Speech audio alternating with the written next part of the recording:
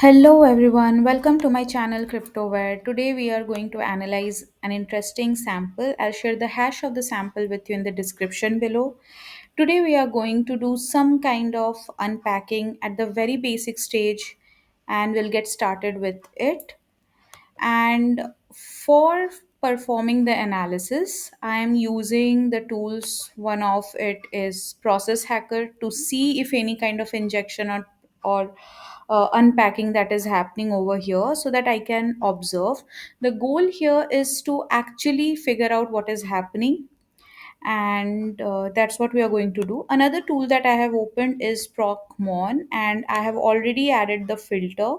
You can go to the process monitor filter, you can choose your process name, and also you can choose the PID process ID if you want. Suppose I have chosen process name, and you can choose the process which is here. Why do I see this process already? Because I had already opened it in X32 before, so it's there already. So no worries, we can still start with the analysis. And today we are also going to use another tool for a very different kind of analysis. So first things first, we'll open PE Studio to identify and gather some more details about the sample. So let's see. Although the entropy is very low, but still we are going to perform this. The name is emeteam.exe. You can check virus total. You can get an idea that this looks like an Emotet sample. That is totally fine. Anything interesting that we can get? Any other interesting thing? We can go to the import flags. We can see a lot of import flags over here. We can actually see some strings, which is interesting. Even though we can see a lot of strings, you can see something is there which looks like could possibly something that it wants it to get executed later on. But a lot of them is not at all visible to us. Some of them are, some of them are not. So there is a lot yet to analyze if we just focus on analyzing the sample. But right now we will just be focusing on something else, which I'll show you. The main thing which is important over here is this is 32-bit and this is not a .NET, so I'll be using X32 debugger for the same. So let me close this and let me open it directly in X32 debugger. Meanwhile, make sure that every information, every detail is visible in a process hacker. Like here, I can see what is happening. So this is opened in X32 debugger. So this should be visible over here. We have done this before as well.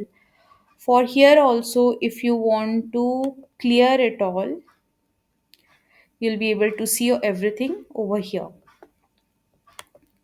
Okay. So first things first, we'll click on run so that we get to the entry point, and we'll set some breakpoints. They're very basic breakpoints that we are going to set because we are talking about the simplest way of unpacking a malware. So here we are following a very simplest way that is not way too complex for us.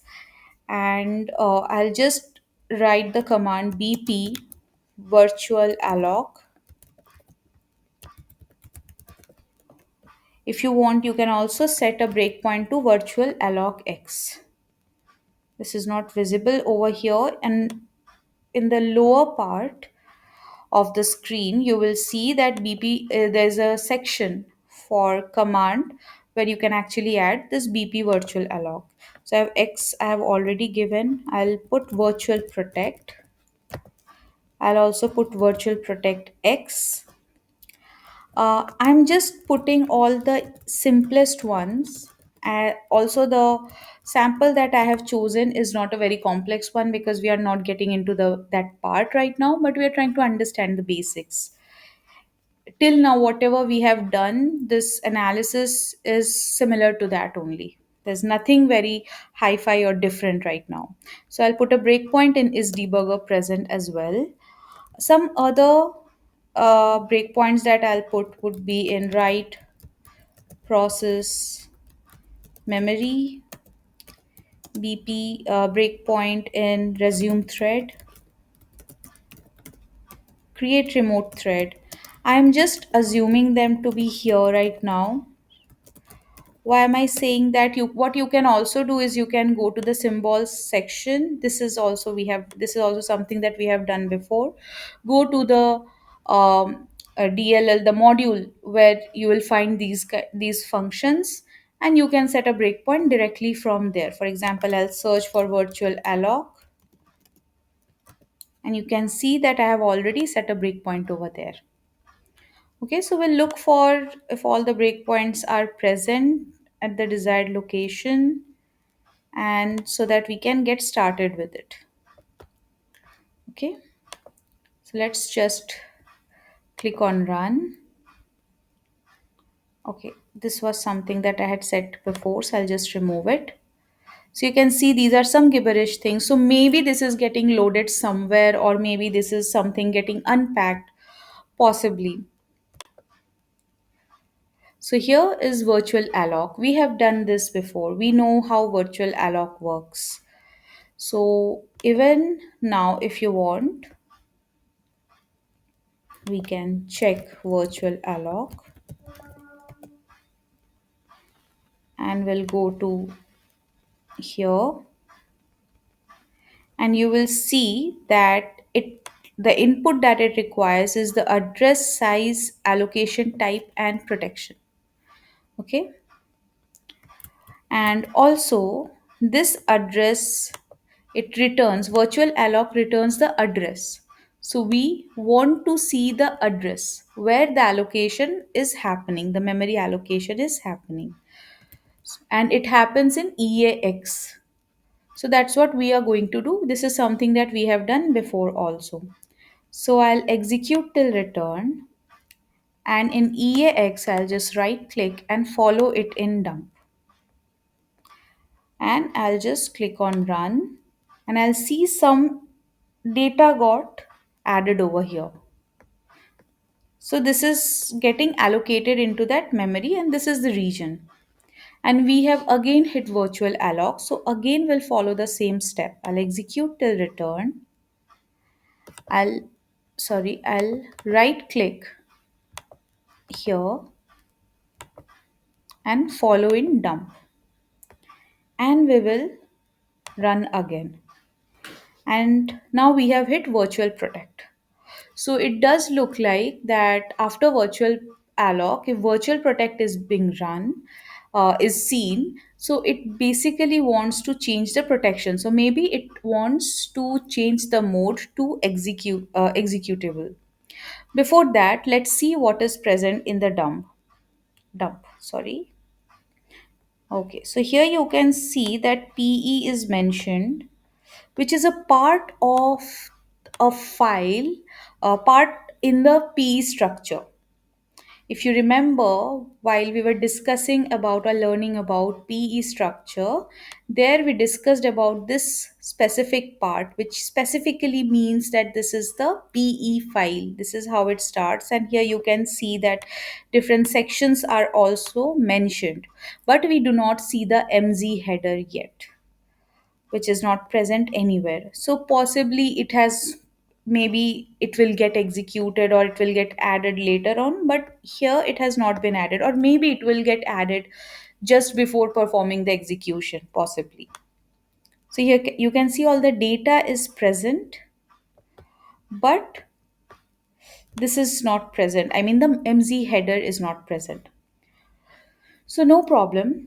Meanwhile, let's keep an eye in procmon. We'll see if there is anything interesting in process monitor and process hacker. If there is anything that got started, any other service. I don't think there is any other service that got started by it yet. And even in procmon, we can see that mostly the changes is related to registry keys and nothing much other than that. Mostly query files and registry key, nothing of the sort where some execution is happening or something of that kind. So here in virtual protect also, we'll just keep looking at what is happening. We'll just click on step over and we'll jump on virtual protect.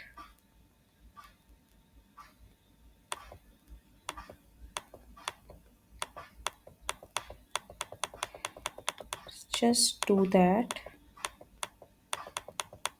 Just return. So, since we did not observe the MZ header, we have run virtual protect and now we have stopped here. So there's another thing I'll just try to see will be where is this PE? So I'll try to dump it in following dump 2 and here I can see the MZ is visible. Let's just see where MZ starts. Yeah, from here it starts. Okay. Now, why did I think of it as like this is where we should look at? This is because we observe that PE is here. So, if you have observed analyzing a PE file before, you would see this PE thing, this specific part is always mentioned. So I just tried to open it in dump again and tried to see above the way I showed you right now to see if there is anything. So a lot of times these tricks are just to observe if we are able to get the entire file. Also, we have already done virtual protect. So we are expecting it to be in the executable form. It's just that we have not executed it yet. So here what I'll do is I'll choose this path, I mean this address. I'll right click and click on follow in memory map. And this is where it stops. And you can see that this is what it has chosen right now. Okay. So here I'll just dump this memory to file.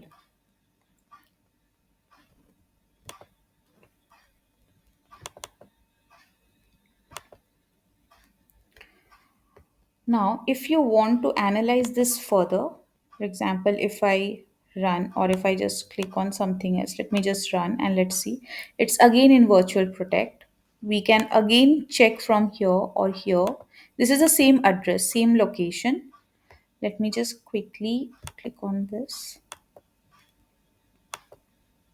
You can see that this is not getting changed. So maybe we can choose this again and this is the same address that we will get.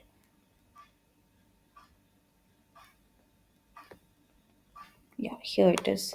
This is the same address that we looked for. It got executed.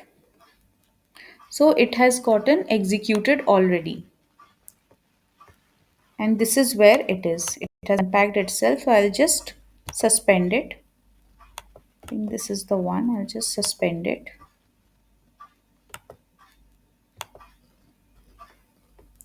And also in process monitor, we'll observe.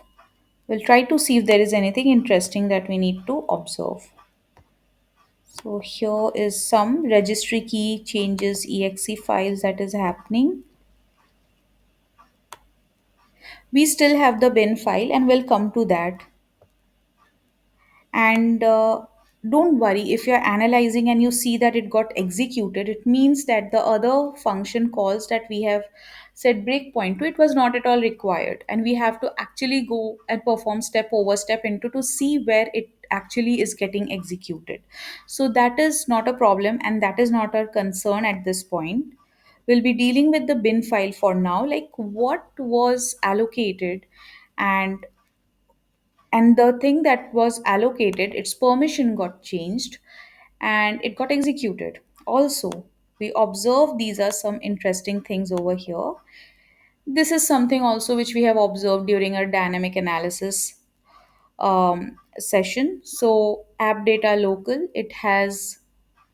uh, it has tried to gain persistence over here by storing itself or saving itself over there. So we can actually check this sample also. This is the same sample. We'll, we'll check later on. Before that, let's deal with the bin file that we have over here. This is the bin file that we have, and also the exe file got deleted from here because there's only one file right now. So let's simply we'll just open it in HXD. This is for seeing the hex version and the a proper version of the sample. So from here we can actually see how it looks in the hex the way we were observing it in that dump memory part of X32 debugger. So here what we are going to do, also you can perform editing over here. I mean you can actually edit also. So here what I'll be looking for is this MZ from here, from where this MZ starts. And this is where from where it starts, and I need to remove the above part which is of not importance to us, and we'll click on OK and we'll just save this. If you want we can go through the sample. It also looks very gibberish, but never mind, we have figured out what is happening. And let's see, it got stored. So this is the backup file that we saw right now. So we'll use P Studio to see both the samples, the one which we have made to MZ, which we found from the main hash. But before that, the one that we downloaded, the one that we actually dumped in memory, this is here. And we can see that it has a pretty high VT score and it's a shell code. That's what it's saying. Now, after clearing it up, like removing the gibberish part, let's open again P Studio and let's see what does this bin mean after removing the gibberish part. Does it mean anything interesting to us? And yes, this is an MZ file and its entropy is higher, but I still feel maybe it's not packed or maybe it is. We don't know. Here you can see that it is Trickbot or Emotet. You can see that the hash is very rightfully identified by this tool. You can see some more interesting things. We are not going to further analyze this, but I give you an idea of how it is happening. If you want, you can actually analyze this. It also seems to be packed kind of. Let's see. Copy data. No problem.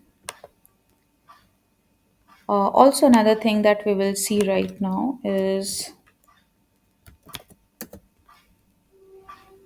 if this is the same file that got dropped. So we'll just go to app data. Let's go from here.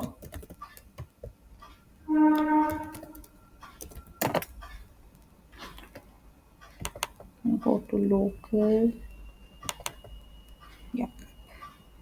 Let's see the size. Oh, it's a different size.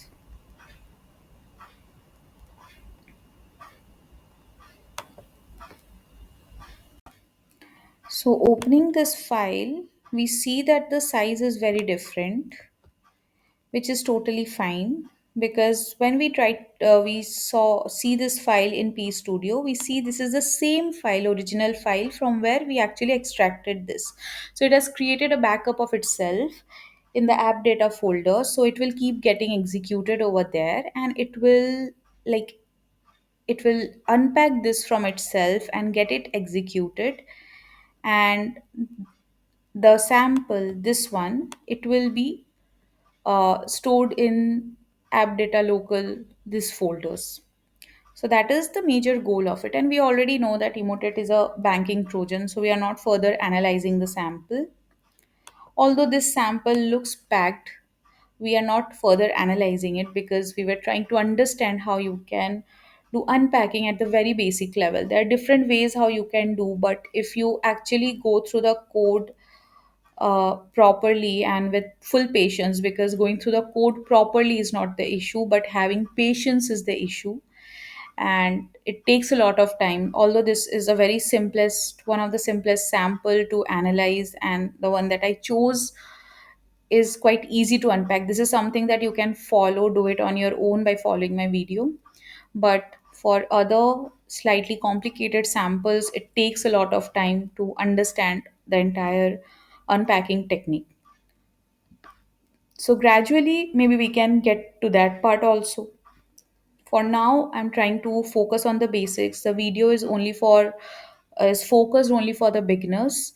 So if someone already has an idea of how to unpack malware and they know advanced malware analysis, the video is not for them. And but we'll uh, get to that level gradually. So that's it for today. I'll come up with more videos. Maybe I'm a bit slow, but I'll try to be consistent, at least one or two videos a month. And also, I'll get started with the challenges, reverse engineering challenges. It's just that I'm quite occupied with a lot of commitments and it's taking a while for me. So please like, share, and subscribe to my channel. I love your comments. I get some very amazing comments, and I'm also planning to answer to some of the comments. And I also try to answer to some of the comments over there also.